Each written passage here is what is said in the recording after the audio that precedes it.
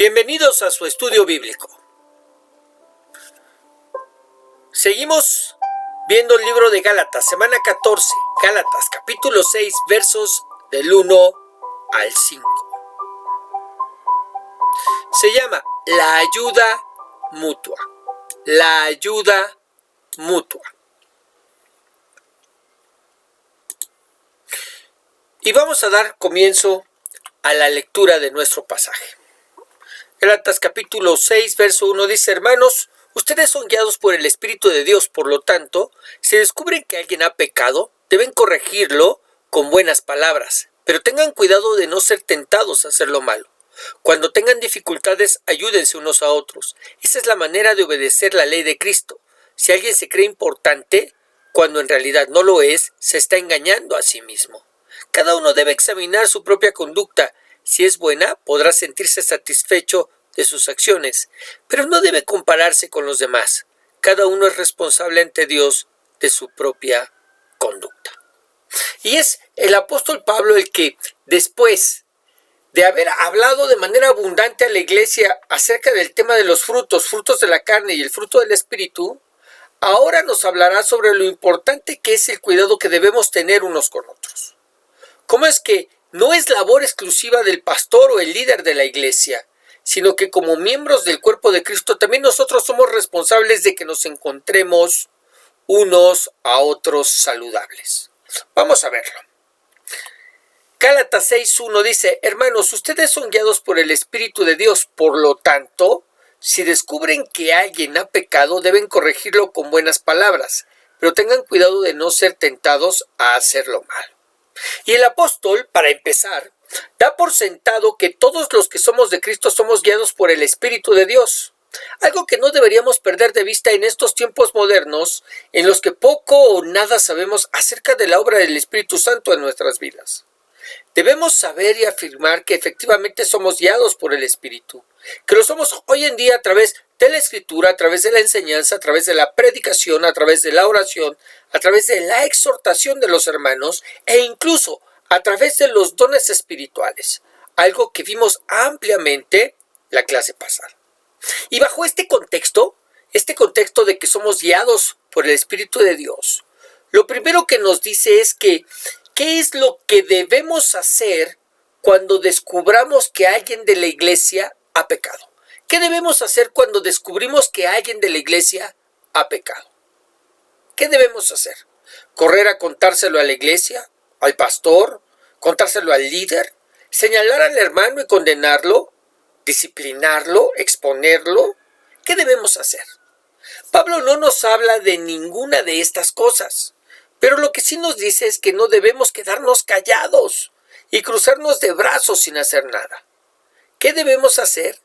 Corregirlo con buenas palabras. Y es de llamar la atención que nos lo diga de esta manera, pero eso nos enseña que en todos los tiempos somos tentados a corregir a los demás de mala manera.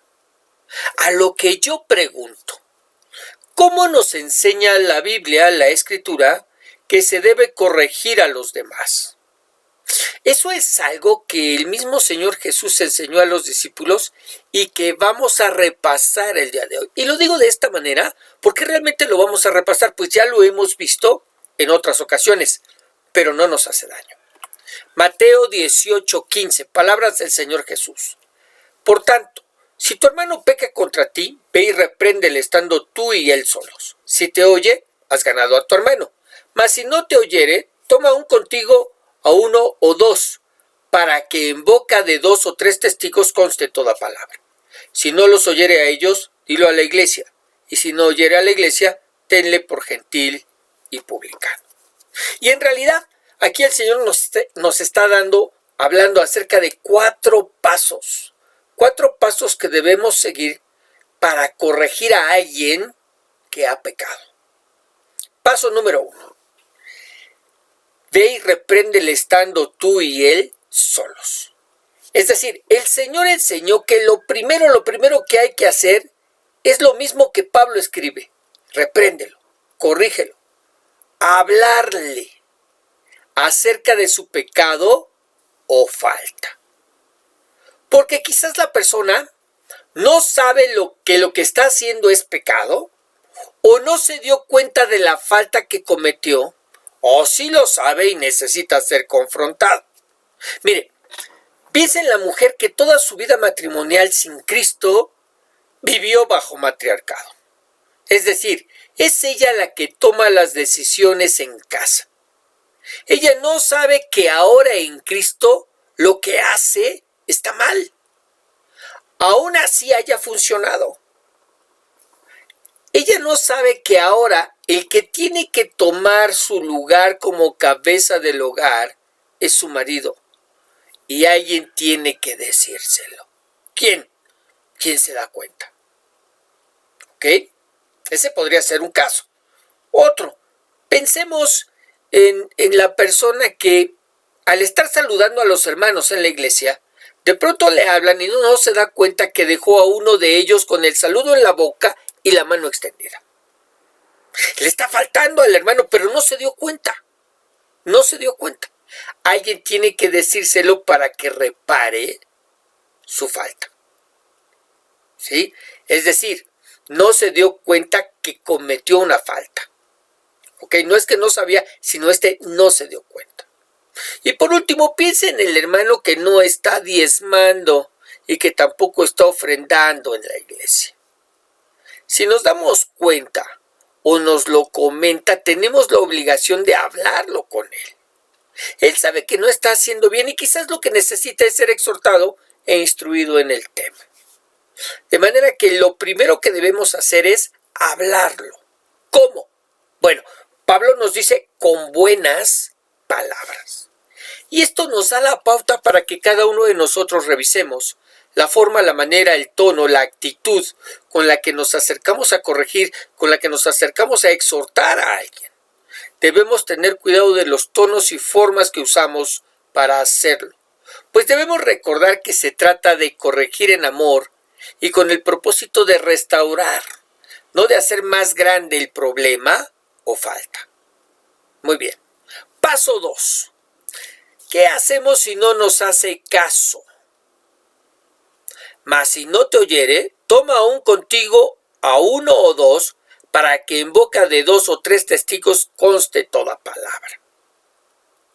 El Señor enseñó, basado en lo que se hacía en el Antiguo Testamento, a tomar a 2 o 3 testigos y juntos ir a exhortar al hermano, donde podríamos incluir la presencia del pastor.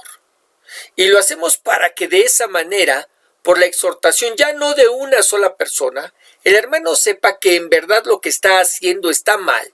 Y no es solo la percepción o idea de uno, teniendo el mismo cuidado en tonos y formas. ¿Ok? Muy bien. Paso 3. ¿Qué pasa si aún así, llevando a estos testigos, no hace caso?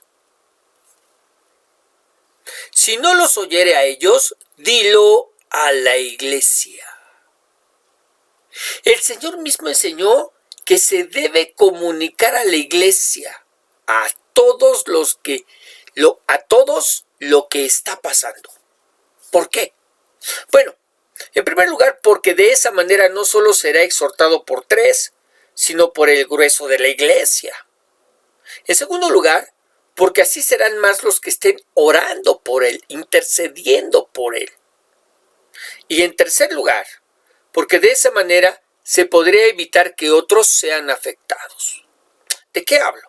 Mire, piense en que el caso que se está tratando podría ser el que la persona pidió dinero prestado y se niega a pagarlo. Al avisar a la iglesia se está evitando que alguien más sea estafado.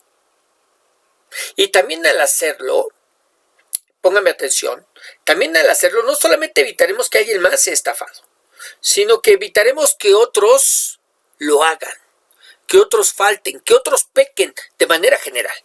Pues sabrán que si pecan y los sorprendemos, serán expuestos. No olvidemos que aún así el propósito aquí es restaurar a la persona.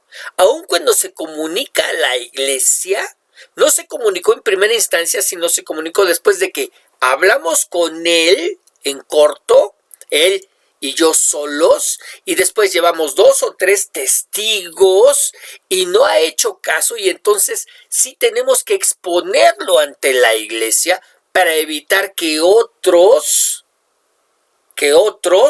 falten, que otros pequen, que otros hagan lo mismo o que otros sean afectados por lo que está sucediendo.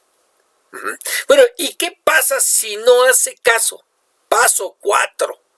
Y si no oyere a la iglesia, tenle por gentil y publicano. Es decir, se le expulsa de la iglesia. Y eso es mucho más que solamente pedirle que no regrese al edificio o que no venga a las reuniones. Expulsarlo de la iglesia incluye el hecho de boletinarlo a las demás iglesias cristianas para que estén sobre aviso de lo que ha hecho y no se le acepte en ninguna otra. Ojo, esto no es algo que nosotros lo estamos sacando de nuestra serie de reglas inventadas por los hombres. Esto es algo que el Señor Jesucristo dejó por escrito para que se lleve a cabo.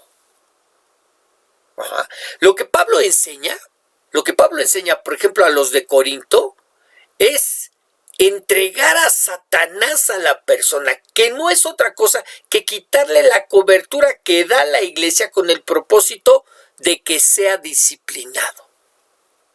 Ahora, ¿qué pasa si se arrepiente? Porque este es el propósito. Bueno, en ese caso la iglesia lo vuelve a recibir y trabaja en su restauración. Ahora, ¿qué pasa si nunca se arrepiente? Bueno, la Biblia advierte que podría ser llevado a casa, lo que se conoce como muerte prematura. Te lo enseño.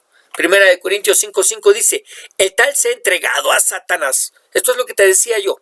Entregado a Satanás, sacado de la cobertura de la iglesia, expulsado de la iglesia. ¿Para qué? Para destrucción de la carne. A fin de que el espíritu sea salvo en el día del Señor Jesús. ¿De qué me habla esa destrucción de la carne? Bueno, podría morir esa persona, lo que se conoce como muerte prematura, llevado a casa antes de tiempo. ¿Y por qué digo a casa? Porque aquí lo dice, el espíritu sea salvo. O sea, la persona no pierde su salvación, a pesar de que ha pecado. Porque ha pecado es que el Señor se lo lleva a casa. ¿Ok? Muy bien. Ahora, ¿qué pasa con los afectados? Porque bueno, muy bien, ya vimos lo que podría pasar. Pensemos el caso de alguien que pidió dinero prestado y no lo regresó. Realmente lo está robando. ¿Ok? Bueno, ¿qué pasa? A él le pedimos que no venga a la iglesia. ¿Y qué pasa con el que fue estafado? Bueno, la Biblia sí lo contempla. Primera de Corintios 6:7 dice, en sus peleas los únicos que salen perdiendo son ustedes mismos. Vale más ser maltratado y robado que robar y maltratar, pero ustedes hacen lo contrario. Se maltratan y se roban entre ustedes mismos. ¿Qué dice? Vale más ser maltratado y robado. Es decir, ¿qué pasa con el afectado? Sufre el agravio. Ni modo, sufre el agravio. Pero Dios está viendo, Dios está mirando. Y Dios tomará cartas en esto. ¿Ok? Muy bien. Pero además, este pasaje, recordemos Gálatas 6, termina haciéndonos una advertencia. ¿Cuál? Pero tengan cuidado de no ser tentados a hacerlo mal. Nos advierte a tener cuidado para no ser tentados a hacerlo mal. Lo que se puede interpretar de dos maneras. La primera es a ser tentados a ser demasiado severos en el corregir al hermano y de esta manera pecar contra él. O caso contrario, pecar al no darle importancia a lo que el Señor sí da importancia y pecar en contra del hermano al no corregirlo como es debido. ¿Ok? O sea, la primera tiene que ver con el hermano. O somos demasiado severos con él y pecamos en contra de él, o no le damos importancia a lo que hace y pecamos en contra de él al no corregirlo.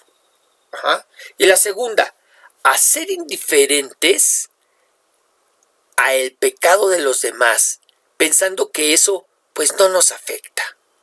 y de esa manera relajar la disciplina dentro de la iglesia al punto que otros sean tentados a pecar. Al fin y al cabo, no pasa nada. Cuidado, dice el apóstol. Tengan cuidado de no ser tentados a hacerlo mal. Verso 2. Cuando tengan dificultades, ayúdense unos a otros. Esa es la manera de obedecer la ley de Cristo. Es decir, bajo el contexto de que somos guiados por el Espíritu, porque todo es bajo este contexto, lo segundo que nos pide es que ayudemos a los que tienen problemas. Ayudemos a los que están pasando por dificultades. Y no nos dice en qué dificultades sí y en qué dificultades no. Lo que quiere decir que sin importar la dificultad o problema, debemos siempre estar dispuestos a ayudar a nuestros hermanos en la fe. ¿Qué está pasando por una mala situación económica y no tiene para comer? Si podemos ayudarlo, debemos hacerlo. Que el marido la dejó con todo e hijos, o la mujer lo dejó con todo e hijos porque ahora así se da. Bueno, si podemos ayudarlos, debemos hacerlo. Que está enferma y tiene que ir a la consulta y no hay quien la lleve. Si podemos ayudarla, debemos hacerlo. Que el barbaján de su marido la golpea y la tiene amenazada. Si podemos ayudarla, debemos hacerlo. Esa es la razón por la que en la iglesia no solamente tenemos esos talentos impartidos por el Espíritu Santo para ministrarnos, sino que también nos ha dado diferentes habilidades y oficios a través de los cuales podemos ayudarnos unos a otros.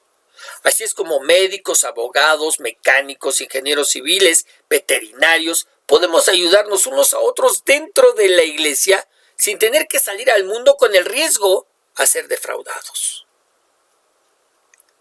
¿Y por qué lo hacemos? Porque de esa manera obedecemos a la ley de Cristo.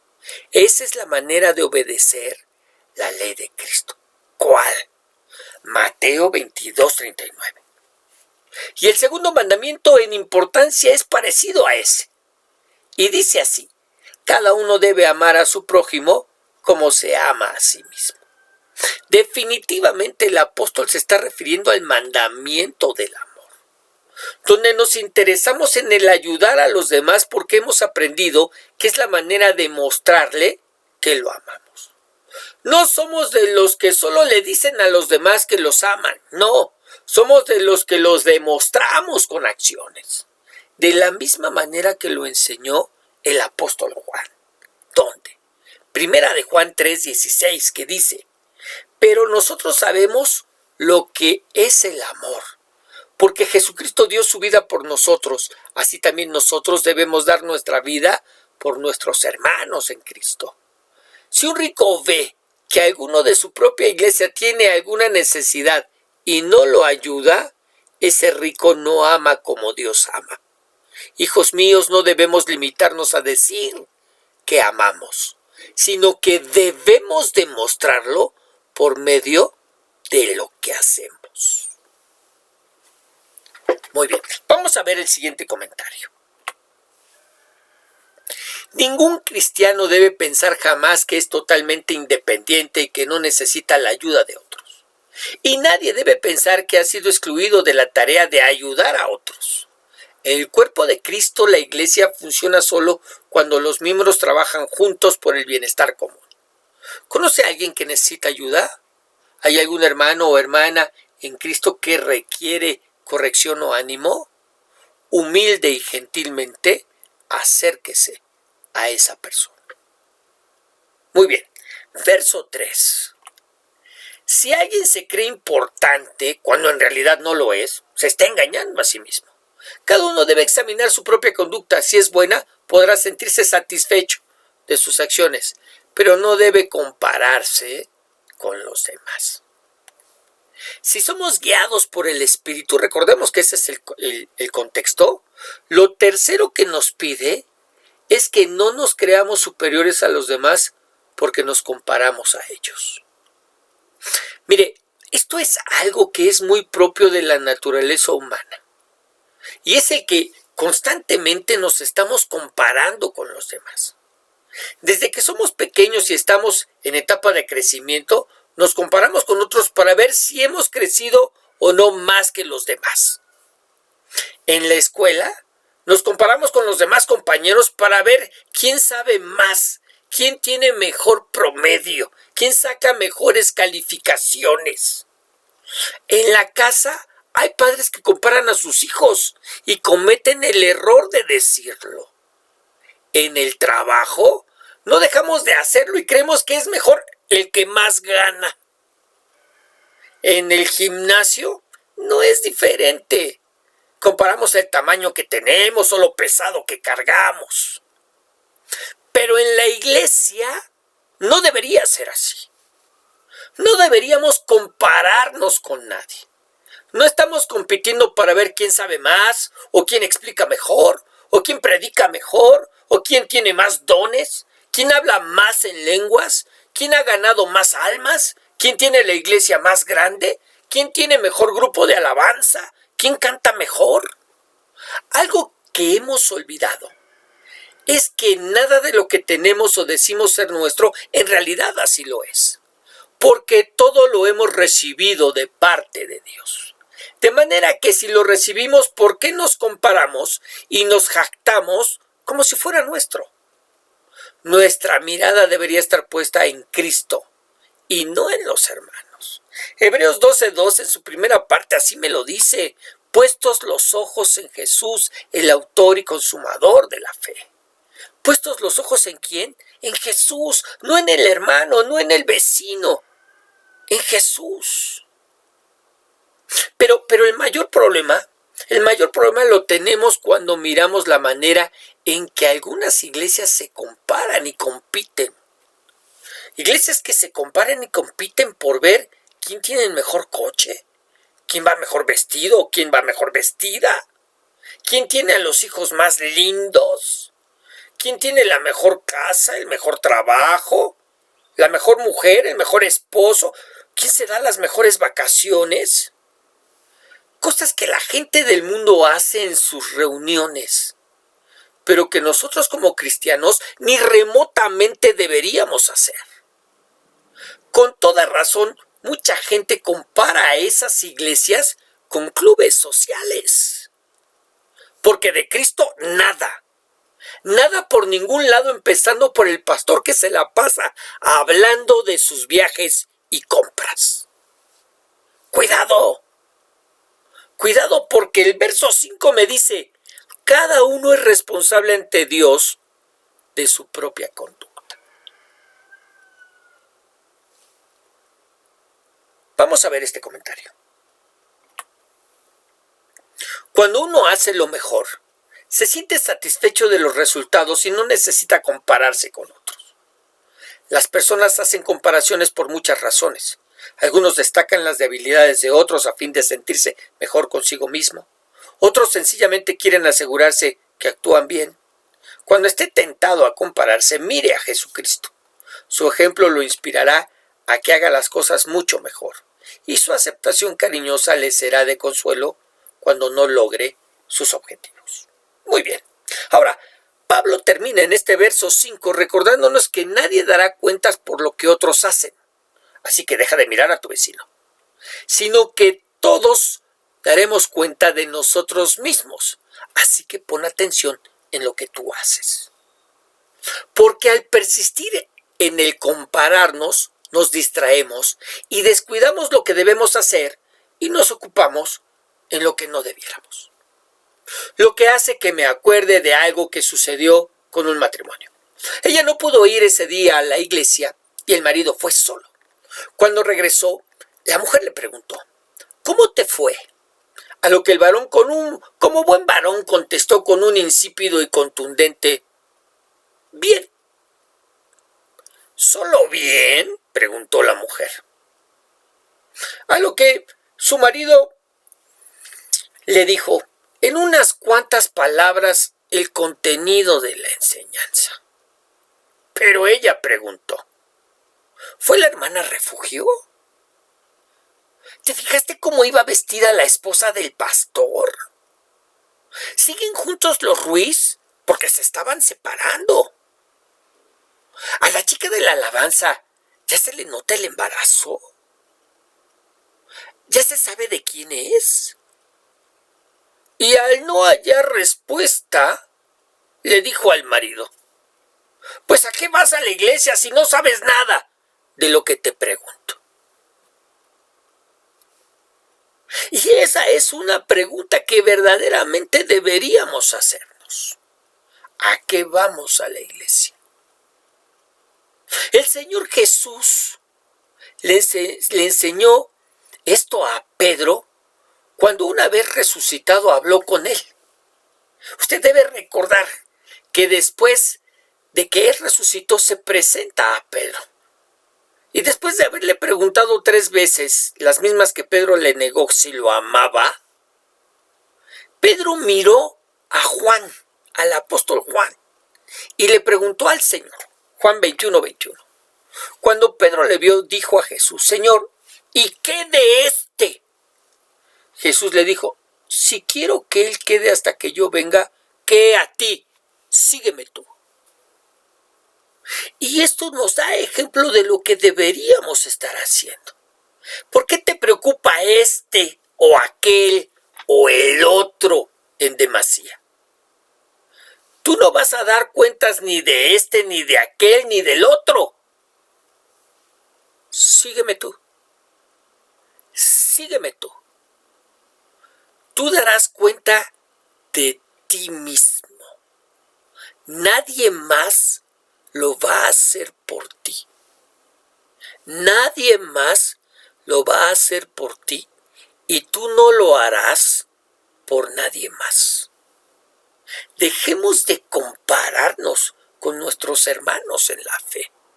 Dejemos de hacer de nuestras iglesias y de nuestras reuniones lugares en los que pareciera que estamos compitiendo unos y otros.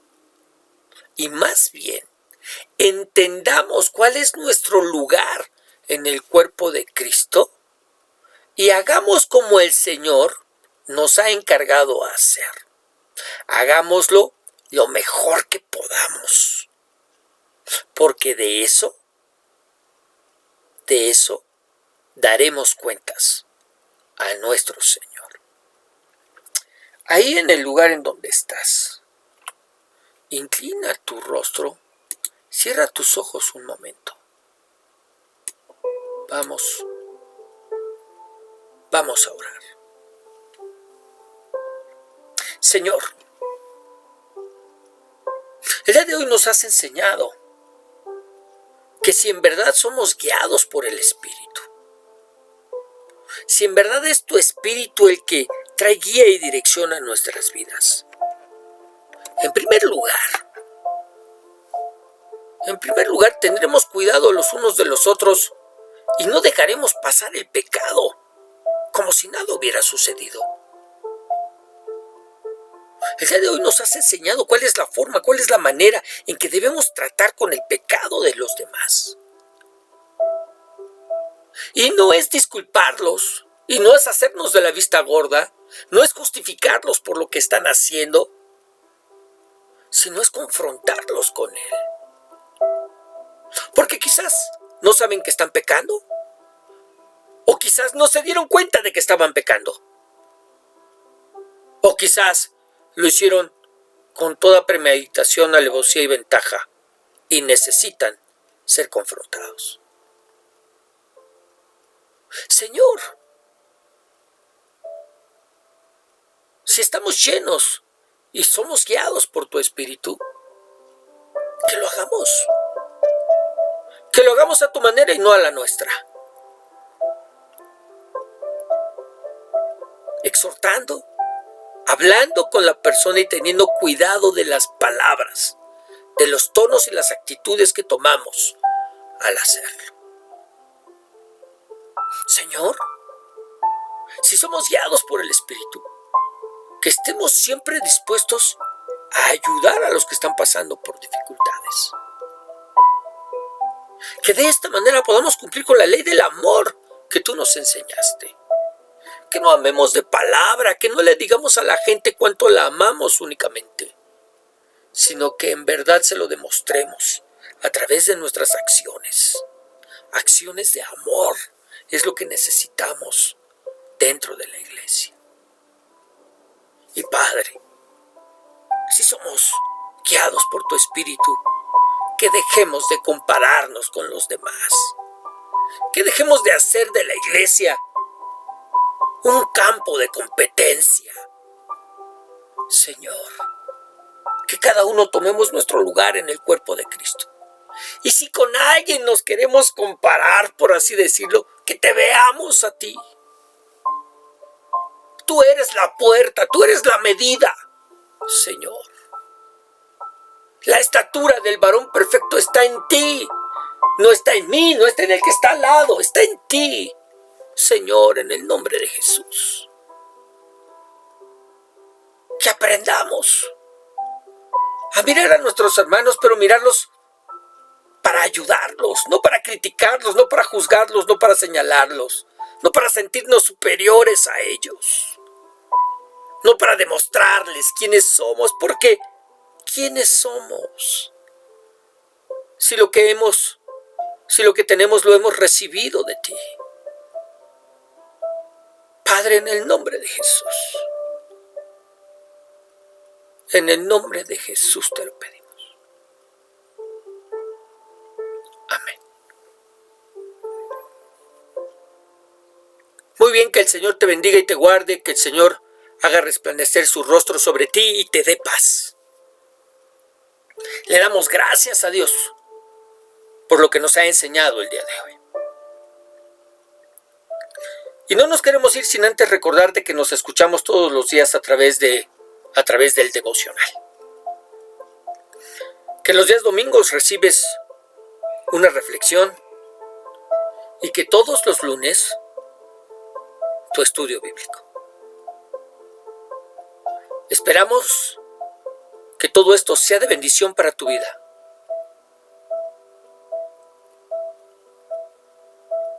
Y que de esta manera puedas cumplir con el propósito por el cual Dios te ha llamado.